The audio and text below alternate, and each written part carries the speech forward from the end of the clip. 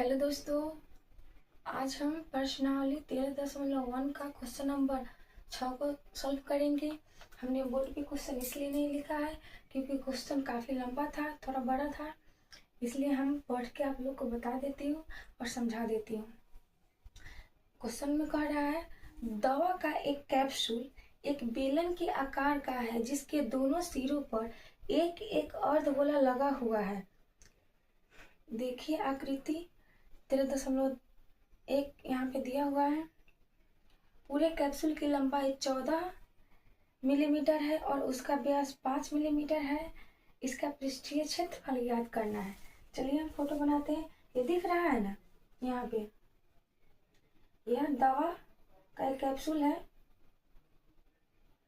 एक बेलन के आकार का, जिसके दोनों सिरों पर एक एक अर्धगोला बना हुआ है और इस पूरे कैप्सूल की लंबाई जो है वो 14 मिलीमीटर है और इसका जो व्यास है कैप्सूल का वो कितना है, 5 मिलीमीटर। चलिए इसको सॉल्व करते हैं।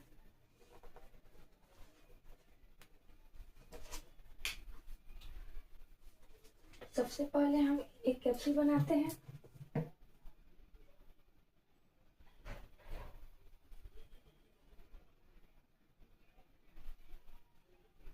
इस तरह से दवा का एक कैप्सूल होता है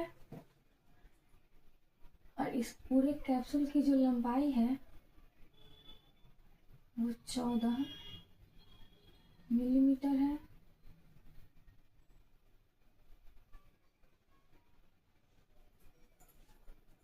और क्या दिया हुआ है, इसका जो व्यास है यहाँ से जो यहाँ तक की दूरी है व्यास वो कितना है, वो 5 mm दिया हुआ है और इसके दोनों सिरों पर एक एक अर्धगोला बना हुआ है। चलिए हम एक एक अर्धगोला बना लेते हैं। इसके दोनों सिरों पर एक एक अर्धगोला बना हुआ है।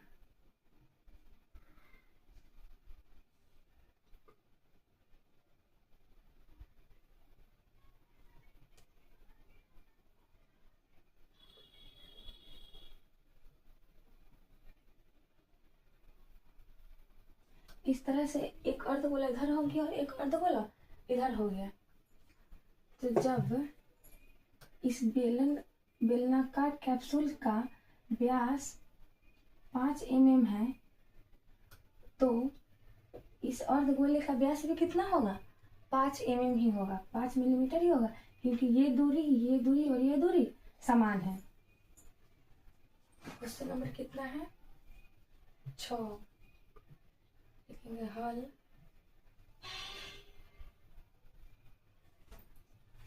दिया हुआ है क्या क्या, संपूर्ण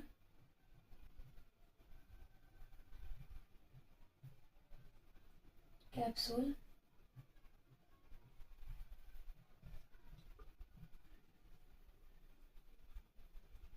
की लंबाई कितना है, 14 mm एवं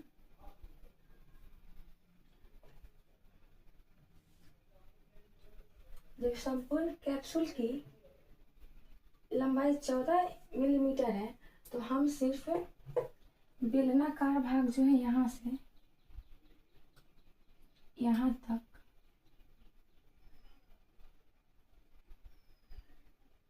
यहाँ तक की दूरी निकाल सकते हैं। यहाँ इसमें से इसकी त्रिज्या घटाकर एवं व्यास कितना दिया हुआ है, एवं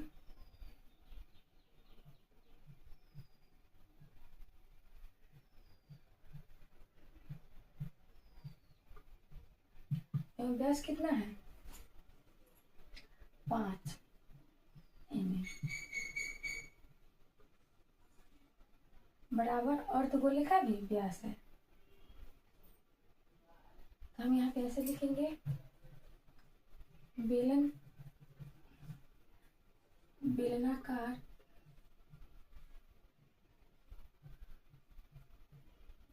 बेलनाकार कैप्सूल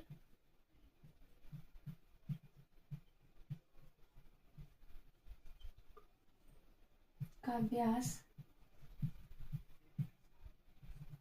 बराबर अर्धगोले का व्यास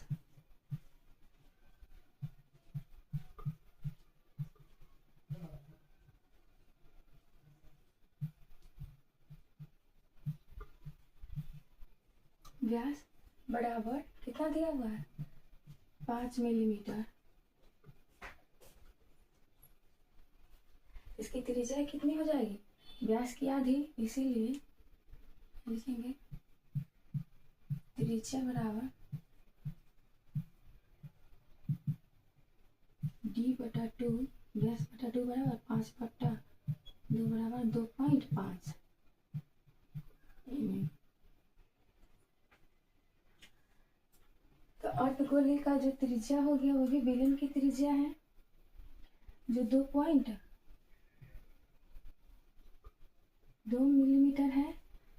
जब त्रिज्या यहाँ से यहाँ तक 2.2 mm है तो यहाँ से यहाँ तक भी 2.2 mm होगा। तो अब हम क्या करेंगे कि बेलनाकार भाग की ऊंचाई निकालेंगे। बेलनाकार भाग की ऊंचाई कैसे निकालेंगे, इधर से जो संपूर्ण कैप्सूल की लंबाई है उसमें से हम इधर से इसकी त्रिज्या और इधर से इसकी त्रिज्या, इधर की दूरी उधर की दूरी त्रिज्या के बराबर ही होगी क्योंकि इधर भी त्रिज्या है, इधर भी है और उधर भी है। तो घटा देंगे तो इधर से 2.5 है 2.5, 2.5 है और इधर भी 2.5।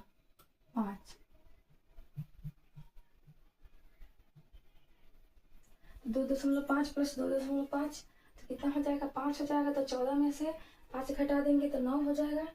हम लिखेंगे बेलन की चूंकि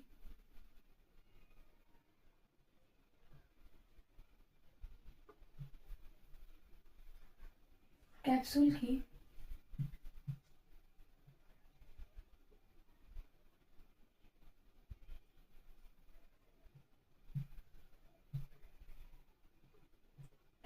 की संपूर्ण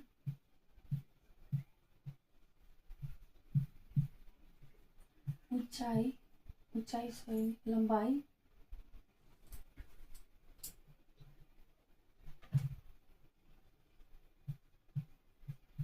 बराबर 14 mm।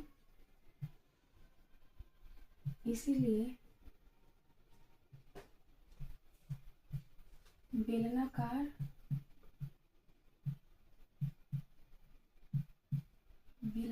भाग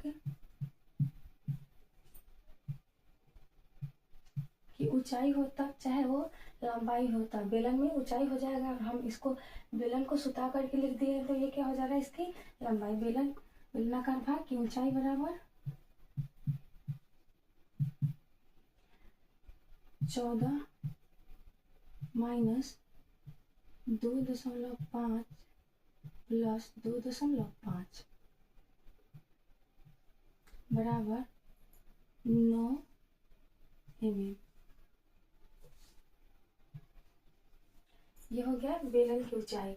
तो हमें संपूर्ण भाग का पृष्ठीय क्षेत्रफल निकालना है। तो इसमें हम क्या करेंगे, बेलन का वक्र पृष्ठ क्षेत्रफल प्लस दोनों अर्धगोलों का गोले का वक्र पृष्ठ क्षेत्रफल जोड़ देंगे तो निकल जाएगा। तब हम यहाँ लिखेंगे प्रश्न से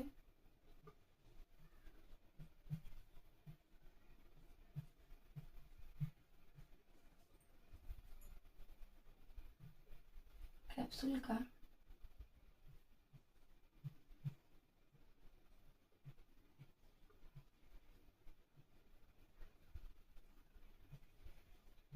पृष्ठीय क्षेत्रफल बराबर बेलन का वक्र पृष्ठ क्षेत्रफल क्या होता है 2πr/h प्लस 2 अर्धगोला है तो हम 2 से गुना कर देंगे। 2 गुने अर्धगोले का वक्र पृष्ठ क्षेत्रफल πr²,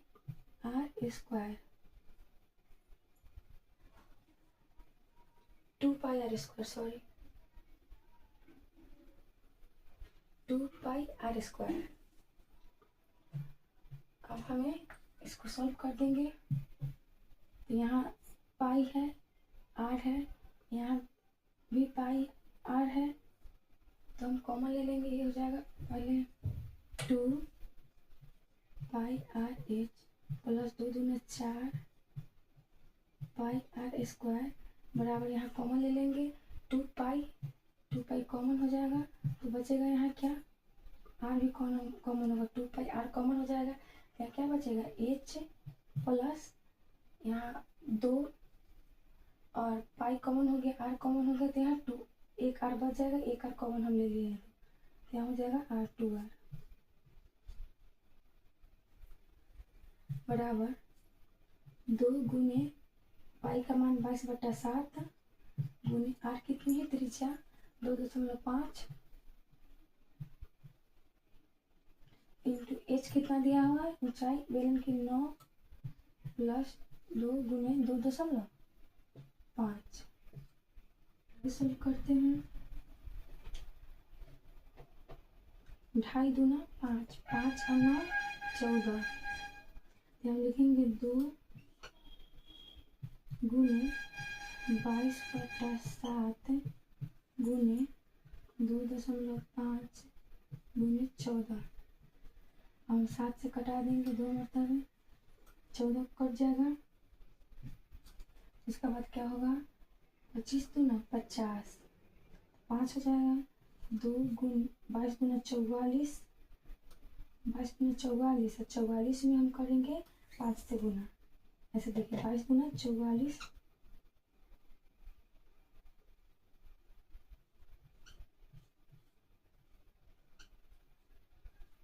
22 गुना 44 गुना 50, 25 गुना 50 दशमलव है, एक अंक पे तो दशमलव दे दिए तो 5 हो गया, बराबर हम गुना करेंगे 5 चौका 20 के 0, 5 चौका 20 है 2 22, 220 mm स्क्वायर, क्षेत्रफल है तो मिलीमीटर स्क्वायर, सब में हम यहाँ mm स्क्वायर लगा देंगे, हमने पहले भूल गए हैं, आप बनाते टाइम सब में लगाते चलिएगा mm स्क्वायर। ये हमारा आंसर आ गया दोस्तों। अगर वीडियो अच्छी लगी हो तो वीडियो को लाइक जरूर कर दीजिएगा और चैनल पर नए हो तो चैनल को सब्सक्राइब जरूर कर दीजिएगा। अगर वीडियो पसंद आए तो इसको अपने दोस्तों तक भी शेयर कर दीजिएगा। तब तक के लिए थैंक यू।